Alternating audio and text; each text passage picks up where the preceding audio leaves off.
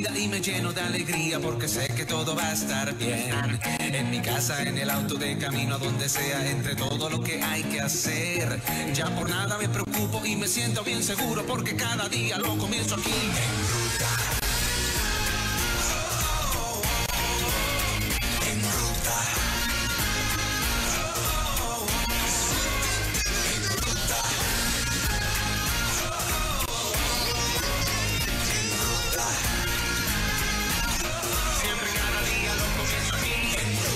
Señoras y señores, aquí está nuestro amigo el pastor Nando Steidel. Estamos listos para otra consejería pastoral. Buenos días, pastor Nando. Buenos días, qué bendición siempre estar aquí en esta mañana más lluviosa de lo normal. Pero damos gracias al Señor por siempre compartir con ustedes y con todos aquellos que nos escuchan cada mañana de miércoles. Nosotros tratamos de proveer todos los días un programa variado donde hablamos de diversos temas, hablamos de situaciones de los issues diarios que nosotros como país presentamos, ¿verdad? Vivimos, pero también siempre en cada programa hay momentos para hablar de la palabra, para hablar de consejería, para aplicar las verdades poderosas del Evangelio y la medicina del Evangelio y de la palabra, porque parte de las herramientas principales de esta emisora y de este programa. Este segmento precisamente es uno de ellos, por eso Nando es pastor y por eso viene a compartirnos una reflexión para abrir las líneas telefónicas. Necesitas consejo para ti, para tu relación de casado, para tu hijo, algo que te esté afectando y necesitas un consejo pastoral. Este segmento es para eso. Nando, compartías el domingo unas cosas bien lindas del Salmo 32. Uh-huh. Y sé que has escogido un pedacito para compartirlo con nosotros en esta mañana. ¿De qué se trata? Mira, el Salmo 32 es un salmo de David y es un salmo que incluye, inclusive el domingo lo titulé Dos alegrías, una confesión y una promesa. Porque el salmo comienza con una alegría, termina con una alegría, pero entre medio de esas alegrías nos trae la importancia de confesar. La primera alegría es la alegría por el perdón, la alegría por yo poder recibir el perdón de Dios aún en medio de haber sido desobediente. Es interesante cómo David lo plantea. Dice, qué alegría para aquellos que han sido perdonados. Pero entonces hace una distinción y dice que esos que han sido perdonados es porque estuvieron dispuestos a confesar. Inclusive, a mí me fascinan los salmos porque los salmos son un retrato de nuestra realidad. A veces pensamos que el salmo es como simplemente un cántico que podemos hacer, pero es una realidad escrita de una vivencia que se puede parecer mucho a nuestra realidad en la presencia de Dios. Y cuando David de momento dice, y de verdad me di cuenta de que necesitaba confesar delante de ti en mi circunstancia y mi pecado. Y de momento dice, pero porque mientras callé, me envejecí. Sí. Mientras me quedé en silencio, esa culpa tomó mi vida y la amargó. Y compartía la escritura el domingo cuando decía que no viviéramos en esa culpa. Cómo esa culpa nos envejece, nos amarga el corazón, porque necesitamos confesar. Inclusive el libro de Proverbios me dice que el que encubre sus pecados no prospera, pero el que los confiesa y se aparta alcanza misericordia. Uh-huh. El libro de Santiago nos dice que cuando confesamos nuestras ofensas somos entonces sanados. Así que la confesión viene con ese proceso de sanidad, esa confesión al Señor, cuando abrimos el corazón y cuando reconocemos nuestra necesidad de ir ante su presencia. Entonces, inmediatamente David ahí nos dice que aquel que confiesa entonces recibe la promesa. Porque entonces inmediatamente viene la promesa. Y la promesa, estos versos, el 8 y el 9 de este Salmo 32 dicen, te haré entender, te enseñaré el camino por donde debes andar. Sobre ti voy a fijar mis ojos. Qué promesa más gloriosa. Porque entonces lo que me está diciendo es, mira, aquel que vive en esa confesión regular en su vida, en lugar de estar en ese silencio, es aquel que puede recibir esa promesa de que el Señor te quiere enseñar, te quiere cuidar, te quiere mostrar la mejor senda para tu vida. Y no solamente eso, sino que dice, voy a fijar mis ojos sobre ti. Qué promesa más gloriosa. No es el Dios que únicamente está diciendo, fija tus ojos en mí, sino que Él dice, yo voy a fijar mis ojos en ti. Yo voy a dirigir tus pasos. Ahora, esa promesa me gusta mucho en ese salmo porque viene al lado de una advertencia. Las promesas del Señor también tienen unas advertencias muy importantes que hay que mirar. Y esa advertencia es, por favor, no seas como el mulo, no seas como el caballo sin entendimiento, que hay que sujetarlos con freno, porque si no, no se acercan a ti, si no, no se dejan controlar. Entonces, el freno, la brida, aquellos que estábamos ahorita hablando en un momento de los caballos, cuán importante es saber que realmente el caballo cuando toma dirección es por el dolor, es porque le duele, el freno está en su boca y entonces cuando se mueve hacia un lado es porque el dolor lo lleva a moverse. Y fíjate que lo que el Señor está diciendo es, no te muevas por dolor. No te muevas. Cada vez que hay un dolor, pues entonces pues me muevo en la dirección de que me deje de doler. No, lo que tienes que hacer es que vivas en la obediencia, para que vivas en esa segunda alegría, que es la última alegría entonces con la que termina el Salmo, que dice, ¿qué alegría hay para los que obedecen? Primero me dice que hay una alegría para el que se le perdona la desobediencia, pero tenemos que aspirar a vivir en esa segunda alegría. Y esa segunda alegría es de aquel que obedece. Ya recibimos la primera alegría de vivir en el perdón a pesar de haber sido desobediente. Pues qué bueno sería vivir en esa segunda alegría donde obedecemos, donde no somos como el caballo que tenemos que ser jalados con el freno, si no nos acercamos al Señor, sino que seamos de aquellos que experimentan la promesa de saber que Dios está, de que Dios les cubre, de que Dios les enseña, pero están dispuestos a aprender. Si algo veo en la Escritura de forma regular, es que los discípulos no se nos muestran como estos seres perfectos que no cometían errores, sino como gente que estaba regularmente dispuesta a aprender en los procesos, a ver cómo el Señor fijaba sus ojos sobre ellos y les enseñaba. Y en el proceso de enseñarles, creo que iban aprendiendo a obedecer. Yo creo que la obediencia es algo que debe traer alegría. Así que si hoy estás escuchándonos, recibe esta invitación del Señor. Primero, una invitación a que te alegres que en el Señor hay perdón, a que puedas confesar con toda libertad y que no vivas en la culpa ni en la amargura de tu espíritu ni de tu corazón, a que recibas la promesa de que el Señor te enseñará el camino que debes andar y que sus ojos van a estar fijados en ti, y además a que puedas experimentar la alegría de vivir en la obediencia. Porque yo creo que esa es la satisfacción más grande, mirar hacia atrás en la vida y decir, ok, seguro que recibí el perdón del Señor y quiero agradecer al Señor por ese perdón. Pero yo no quiero vivir de esa manera. Yo quiero vivir en obediencia, yo quiero vivir en el favor de Dios. Así que, nada, eso es más o menos un resumen de lo que pude compartir este domingo. Y esos versos son bien significativos para mí, precisamente porque lo que me recuerdan es esa promesa del Señor.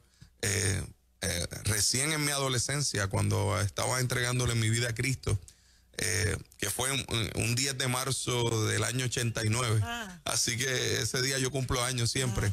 Y lo recordaba, y el Señor me llevó a recordar nuevamente ese Salmo 32, porque es un salmo significativo para mi vida. Fue de esas primeras palabras que tú recibes, que tú dices, creo que el Señor está hablando a mi corazón y que se ha quedado conmigo. Yo creo que es importante tener eso claro. El Señor fija sus ojos sobre ti, y quizás lo que está ocurriendo ahora mismo en tu vida es un proceso que el Señor está permitiendo porque quiere enseñarte, porque te ama, y porque quiere que vivas la alegría de obedecerle. Excelente. Pastor, disculpe la tardanza, felicidades en tu cumpleaños 10 de marzo hace la semana pasada. Una semana. Sí, una semana. No, o sea, cumpleaños en Cristo, en Cristo. convertido. En Cristo. Bueno, felicidades también, pero Sí. Seguro. Lo celebro los dos. Aprovecha y di por lo menos el mes que cumples de verdad. O sea, Yo cumplo en julio. En julio. Ok. Le sacamos el mes. Me sacaron el mes. Cumplo 15. Ese es de los míos, No te contagies. No. Esta mañanita, si tienes una necesidad de consejería, ¿verdad? Y quieres disfrutar de las dos alegrías, ¿verdad? La primera comienza con ser perdonado. La segunda con hacer un compromiso y disfrutarte a la obediencia. Me encantan esas dos alegrías, ¿verdad? Uh-huh. A veces no queremos ni siquiera aceptar el perdón. Eso es así. Y hay mucha gente que no quiere aceptar la primera alegría, siquiera. Se encuentran tan pecadores o pecadoras, tan sucios, que le fallaron a un Dios tan bueno y tan bondadoso, que se les hace difícil acercarse para decir, Señor, perdóname. Exacto. Así que en esta mañana, en la necesidad que tú tengas, 787-993-9700. Y además, a través del WhatsApp de Nueva Vida, puedes enviar tu nota en mensaje de texto al WhatsApp al 939-210-9263. En ruta, muy buenos días. Muy buenos días. Adelante. Estoy en vivo, ¿verdad? Sí. Hace 2 años que me divorcié. Y todavía me duele igual como el mismo día. La situación fue que sorprendí el proceso de adulterio de mi esposa. Luego que descubrí eso, 6 meses antes vi los cambios, hubo un maltrato de parte de ella. Procedí al divorcio no queriendo.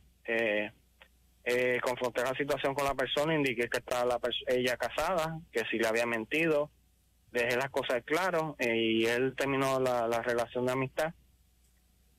Yo procedí al divorcio no queriendo y me ha llenado un poco de amargura con respecto a la injusticia del sistema judicial.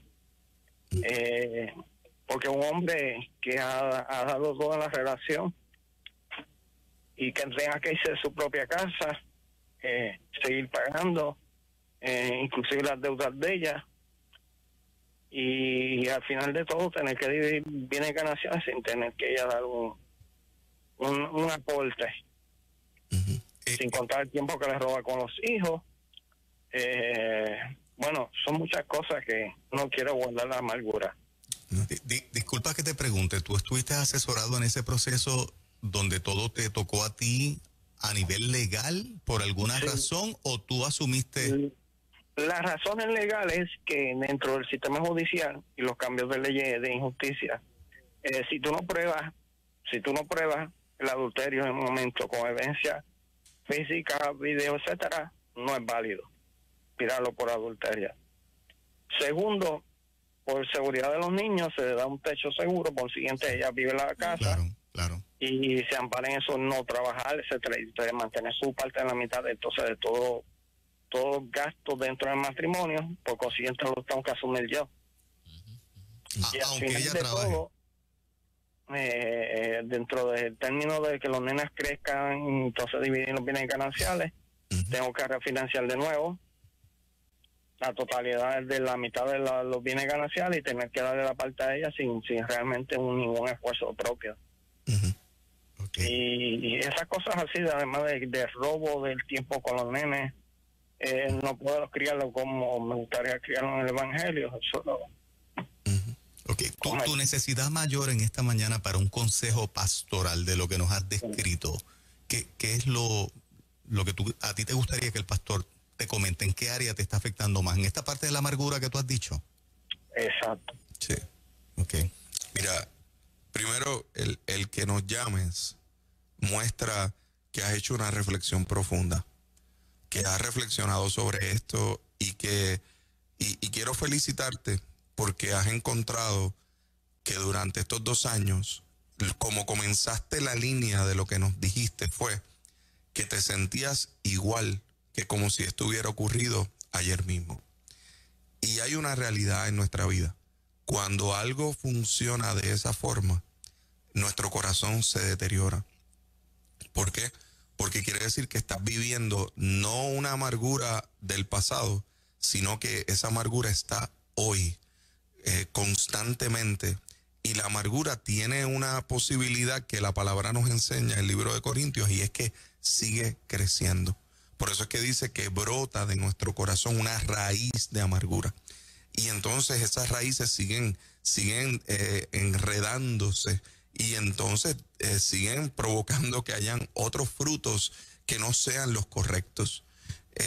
Mi consejo es muy simple de decir, pero entiendo que es complejo de ejecutar. Y para lo cual entiendo que necesitas ayuda y acompañamiento. Tú hablas de criar a tus hijos en el Evangelio, quiere decir que actualmente estás viviendo en la fe y que estás viviendo cercano a una comunidad. Tú necesitas ejecutar el perdón. Yo sé que se oye bien simple en medio del proceso que te estoy diciendo, pero aunque sea complejo, la realidad es que la palabra me enseña que cuando yo perdono, entonces también soy libre. Y tú necesitas perdonar a tu ex esposa, tú necesitas perdonar, inclusive perdonarte a ti mismo, en términos de cómo lo pudiste manejar. Quizás a lo mejor hay mucha frustración de si lo manejé adecuadamente, si debía haber hecho tal o cual cosa. Y obviamente el sentirte que al final de cuentas tú fuiste el que lo hiciste bien, pero como que todo está saliendo mal. Te recomiendo el Salmo 27 también, ¿verdad? Donde nos dice, mira, el Señor es tu luz y es tu salvación, y Él es el que va a guiarte. No te canses de hacer el bien, porque a su tiempo vas a cosechar si no desmayas. Ahora estás haciendo el bien y quizás no estás viendo muchos frutos, pero esos frutos de aquí en adelante los vas a poder ver, y los vas a poder ver aún en el corazón de tus hijos. Sí, es lamentable que quizás en este tiempo haya un espacio que no puedas tener con ellos, pero recuerda que ellos también van a crecer y van a haber unas etapas donde en medio de esos procesos tú vas a necesitar estar sano para poder ministrarles a ellos con el ejemplo de que fuiste un padre que se guardó, que fue ejemplar, porque ahora mismo vivir en esa amargura te va a impedir rehacer tu proyecto de vida. Así que no es perdonarla por ti, por ella, es perdonarla por ti, discúlpame, es perdonarla porque realmente tú necesitas eso. Y el Señor nos llamó a perdonar así como Él nos perdonó, así que el estándar, ponlo ahí, pon el estándar en cómo el Señor te perdonó a ti. Y para esto sí es un proceso, y yo siempre recomiendo que no lo hagas solo. Te oí en el proceso bastante solo. Hice esto, hice aquello, hice lo otro. Y a veces que uno necesita acompañamiento, a veces uno necesita... Por eso ese verso de Santiago que compartí ahorita dice, confesaos vuestras ofensas unos a otros para que seáis sanados. Ese unos a otros es importante, porque quiere decir que a veces voy a necesitar ese amigo, ese líder de la iglesia, ese pastor que pueda de alguna manera orar por mí, cubrirme, porque van a haber días más complicados que otros. Así que, pero en el nombre del Señor oramos para que toda amargura se vaya... Y puedas abrazar ese perdón del Señor y entonces proyectarte en una nueva dirección, porque ya, como tú bien dices, han pasado 2 años. Consejería Pastoral, buenos días. Buenos días, Dios les bendiga. Adelante. Porque yo tengo una situación con mi esposa, porque lo que pasa es que a veces él comete los errores o me dice cualquier cosa que me lastima. Pero entonces no quiere aceptar los errores. Y yo trato ya tratamos consejería matrimonial, pero él no quiere continuar. Y yo no sé qué hacer. ¿No quiere continuar con la relación o no quiere continuar con el proceso de ayuda? Él no quiere aceptar sus errores, entonces tampoco quiere consejería ni matrimonial, ni hablar con un pastor. Nosotros vamos a iglesias diferentes, que quizás ahí pues... aunque somos evangélicos pentecostales los dos, pero no no sé cómo trabajar con esa situación como tal, porque yo le digo la cosa, pero él no lo acepta. Okay. No te lo acepta a ti, y en los periodos de consejería que ha estado tampoco se lo acepta a los consejeros. No, es que nada más hemos estado una sola vez consejería, y fue por una infidelidad. ¿Una infidelidad de parte de él? de él. Ok. Ok. ¿Cuánto tiempo llevas de casada con él? Sí, lo Hola. puedes decir.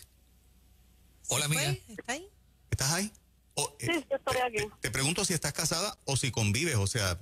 No, soy casada legalmente. Ok. ¿Cuánto tiempo? Dios mío, como 28 años ya. Ok. ¿Y tú vienes 28 años tratando de que él entienda? Por mis hijos, por mis hijas, porque ellas son adultas, anyway. Ok. Pero esa infidelidad ocurrió ¿hace cuánto tiempo? Un año pasado, como un año. O sea, que es reciente. Sí. Ok.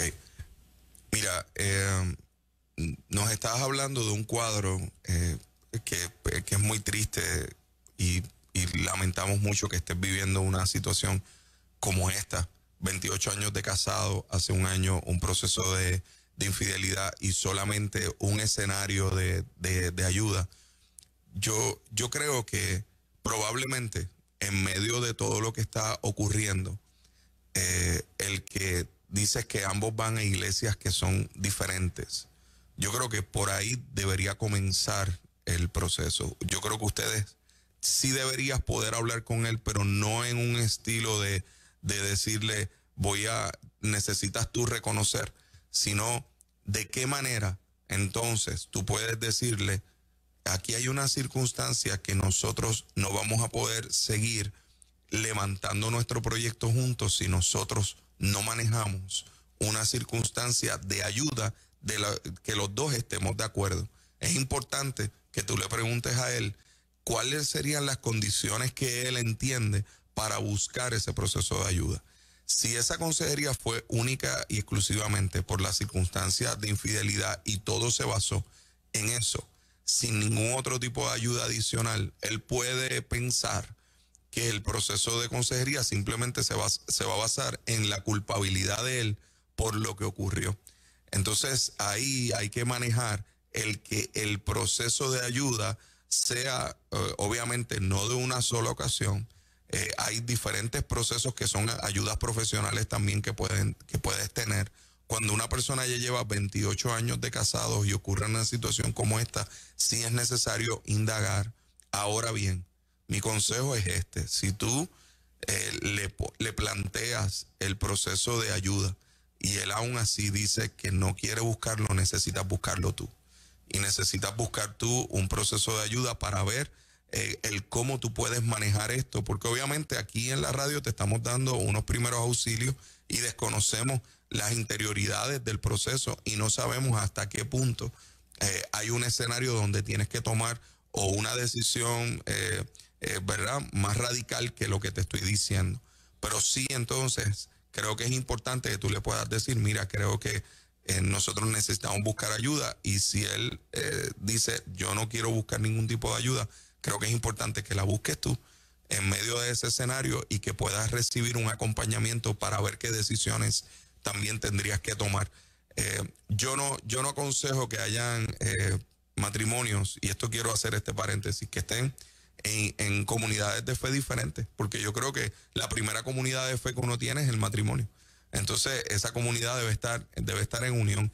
Y yo esto lo aconsejo no necesariamente, aún incluyendo a alguien que esté en mi iglesia y el esposo o la esposa esté en otra, pues yo le aconsejaría al que esté en mi iglesia que vaya inclusive mejor a la otra. Mira, mejor ve a la otra y está con tu familia y con tu esposo, porque creo que parte del proceso también tiene que ver con esa unanimidad dentro de lo que es la relación. Pero definitivamente, y hago otro paréntesis a los hombres que nos escuchan, es importante que nosotros también nos demos cuenta cuando necesitamos también bajar el nivel y decir, voy a hacer el esfuerzo de moverme en la dirección de ayuda, porque si no nos apoyamos en nuestra propia prudencia y no nos damos cuenta de que destruimos en lugar de construir. Te pregunto, Orlando, muchas veces este caso así por encimita me suena a cuando nos buscamos la palabra divorcio, nosotros los hombres, me refiero a nosotros los hombres. Ella dice dos cosas que me llaman la atención: que él nunca acepta cuando le hiere, nunca acepta cosas que dice que la hieren, Y aparentemente pues lleva mucho tiempo así. Aparte, luego de esta única consejería y del hecho de que fue infiel hace un año, él insiste en que no necesito ayuda. No es esta visión terca de nosotros los varones, donde nos buscamos una conclusión de parte de la esposa en decir, pues papá, pues se te acabó. Y ahí es que muchas veces el piso, nos mueven el piso y entonces pues dame una oportunidad porque se tiró esa línea. A mí me suena, y verdad, viéndolo desde el punto de vista de varón, que él está buscándose la sentencia de parte de ella, porque si yo siempre estoy bien, si yo nunca te ofendo, si yo no quiero buscar ayuda porque yo no necesito ayuda de nadie, pues ¿qué opción le estoy dando a mi esposa? Ninguna. Que se separe de mí. Por eso es que el consejo es que haga un último intento y si no, pues que busque ella un proceso de ayuda para ver qué decisión entonces ella tiene que tomar al respecto. Sí, porque definitivamente andarán dos juntos si no están de acuerdo. Sí. Hay que tomar acción también. Y obviamente puede ser que en esa consejería que se tiene, mire, los procesos de consejería, todo va a depender también de la actitud con la que uno va. Porque a veces si el proceso de consejería voy con la actitud de que aquí yo no voy a recibir nada, pues no vas a recibir nada. Esa es la realidad. Y hay veces que en una sola sesión no se va a poder resolver mucho. O sea que nada. Todos los que están escribiendo en Facebook, en WhatsApp, todos, es por relaciones, problemas en las relaciones y van las llamadas. Así que es algo que va creciendo ahora en esta situación que vivimos, ¿no? Sí, mira, la realidad es que el tiempo que estamos viviendo es un tiempo que hay muchas circunstancias de afán, de ansiedad, y hay mucha gente que en medio de estos procesos matrimoniales, si no trabajan en común acuerdo, se autodestruyen. Y la realidad es que el lenguaje correcto del matrimonio implica el dejar el egocentrismo, dejar de pensar en mí y pensar en el otro, ese proceso sacrificial. Y hoy en día, como lo que se está enseñando a veces es todo lo contrario, o sea, me refiero al mundo, lo que enseña es, tú eres el centro, busca tal o cual cosa, y no nos damos cuenta de que el matrimonio realmente implica un morir, un estar dispuesto a un proceso de adaptación, a crecer. Entonces vamos a veces en direcciones encontradas por eso, y si estamos en medio de circunstancias de crisis, pues las situaciones matrimoniales a veces acrecentan. Por eso yo creo en los procesos de ayuda, creo en la importancia de uno detenerse, creo en la importancia de que haya una tercera persona que vea ambos puntos, porque usualmente siempre en relaciones de pareja, el esposo o la esposa tienen unos porcientos de una visión correcta. Uno tiene un 40, otro tiene un 60%, uno tiene un 70, otro tiene un 30, pero a veces es un 90 y 10, pero a veces el que tiene 10 se aferra tanto y tanto a ese 10% que se genera una confusión en el proceso de comunión matrimonial. Así que sí necesitamos ayuda, y los hombres, como muy bien dice Juan Carlos, en muchas ocasiones, esa terquedad y ese proceso de decir, no, es que los platos sucios se limpian en la casa y yo no tengo que estar buscando ayuda, eso es sinónimo de terquedad, porque a la hora de la verdad, la mayoría de los varones que les gustan los deportes saben que la mejor cosa que puede invertirse en el proceso deportivo es que todos los deportistas tienen un coach, tienen a alguien que ve de afuera y que dice, mira, ok, lo que estás haciendo, puede ser el mejor jugador del mundo, pero si no tiene un coach que le ayude en el proceso, no van a poder llegar a su máxima expresión como atletas. Así que yo creo que nosotros podemos llegar a nuestra máxima expresión como esposos y como esposas cuando recibimos esos procesos de ayuda también. Pastor Nando Seidel, ¿dónde le conectan? Mira, esta pregunta me da ganas de reír siempre. Ya yo no digo nada. Sí, pero es Fernan la... Pero yo no he dicho nada. Juan Carlos me va a defender. Sí, te defiende. Mira, Iglesia Catacumba 9 en todas las plataformas que usted tenga. Y tenemos una aplicación también de la iglesia que la puede bajar a su celular.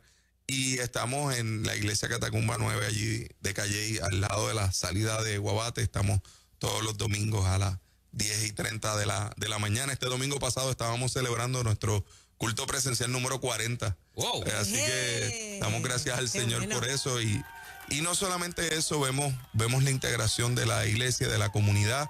También durante estos últimos sábados hemos estado regalando oración y compras a las familias allí en Calle, y damos gracias a Dios por eso, y la gente de World Vision que estuvo y de Estrategias Urbanas que hemos estado trabajando juntos, y damos gracias al Señor porque ver esa necesidad en la gente, hay gente con mucha necesidad en nuestro país, pero la gente llegaba allí y decía, ¿dónde es que van a orar por mí?